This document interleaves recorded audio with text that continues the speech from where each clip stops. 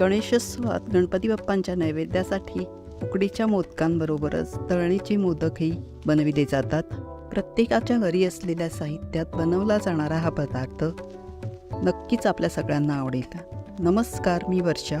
BM's किचनमध्ये तुमचे स्वागत आहे. चला तर मग ही खास रेसिपी बघूयात. सर्वात आधी एक मोठा नारळ फोडून किसून घेतला आणि मग एका प्लेटमध्ये गूळ बारीक चिरून घेतला.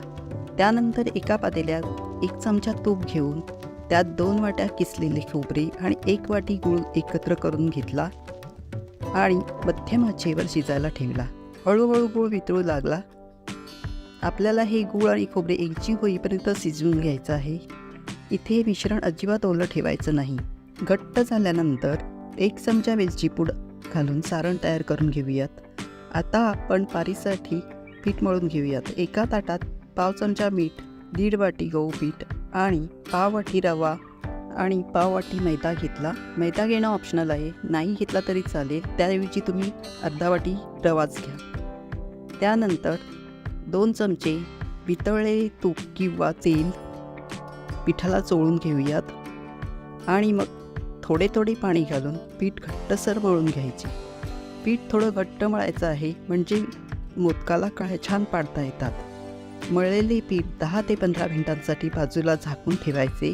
तोपर्यंत बनवलेले सारणही एकदम थंड करून घ्यायचे. साधारण 10 मिनिटांनंतर मळलेल्या पिठाचे पुरीच्या आकाराचे गोळे तयार करून घ्यायचे. इथे नैवेद्यासाठी म्हणून 11 गोळे तयार केले.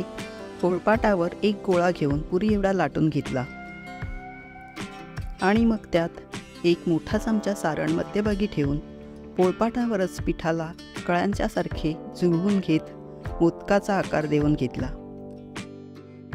किंवा मग हातात घेऊन उकडीच्या मोदकांना तयार करतो तसा अंगठा आणि बोटांनी चिमटे काढत कळ्या पाडून घेऊ शकतो.